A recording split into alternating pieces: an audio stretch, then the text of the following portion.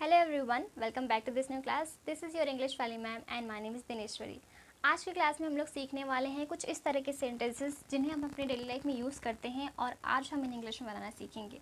आज के हमारे क्लास के सेंटेंसेस है कुछ इस तरह के सेंटेंसेस जिसमें हम लोग बोलते हैं कि वहाँ जाने से कोई फ़ायदा नहीं है, रोने से कोई फ़ायदा नहीं है, यहाँ रहने से कोई फ़ायदा नहीं है, हंसने से कोई फ़ायदा नहीं है, झूठ बोलने से कोई फ़ायदा नहीं है। इस तरह के सेंटेंसेस हम अपनी डेली लाइफ में यूज़ करते हैं और आज की क्लास में हम देखेंगे कि इस तरह के सेंटेंसेस को हम इंग्लिश में कैसे बना सकते हैं एंड कैसे इसे अपने स्पोकन इंग्लिश में यूज़ कर सकते हैं। तो चलिए सबसे पहले देख लेते हैं इस तरह के सेंटेंसेस को बनाने का स्ट्रक्चर क्या होगा। इस तरह के सेंटेंसेस को बनाने का स्ट्रक्चर होता है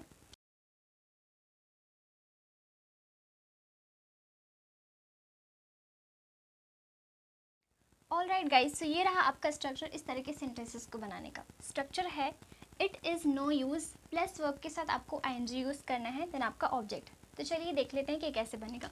तो पहले सेंटेंस है वहाँ जाने से कोई फ़ायदा नहीं है।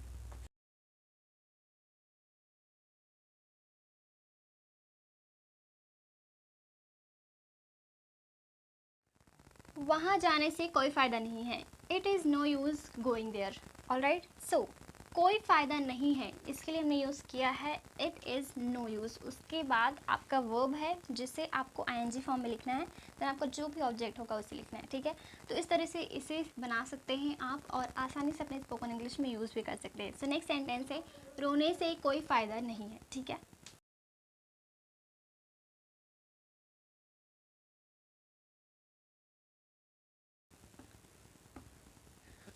All right guys. सो ये हमारा नेक्स्ट सेंटेंस है रोने से कोई फ़ायदा नहीं है। It is no use crime. So यहाँ पर कोई ऑब्जेक्ट नहीं है इसलिए हमने सिर्फ वर्ब लिखा है। ठीक है, so it is no use of crying. यहाँ रहने से कोई फ़ायदा नहीं है।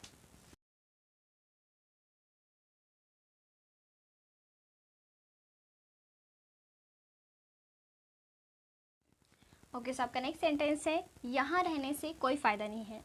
It is no use staying here. Next sentence है हंसने से कोई फ़ायदा नहीं है।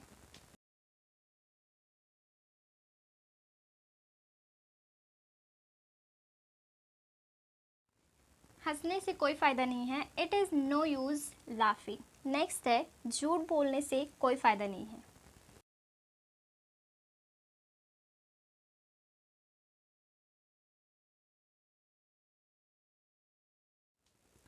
झूठ बोलने से कोई फ़ायदा नहीं है। It is no use telling a lie. इसकी जगह आप सिर्फ लाइंग का भी यूज़ कर सकते हो। It is no use lying. All right, so चलिए इन सारे सेंटेंसेस को एक बार फिर से रीड कर लेते हैं। वहाँ जाने से कोई फ़ायदा नहीं है।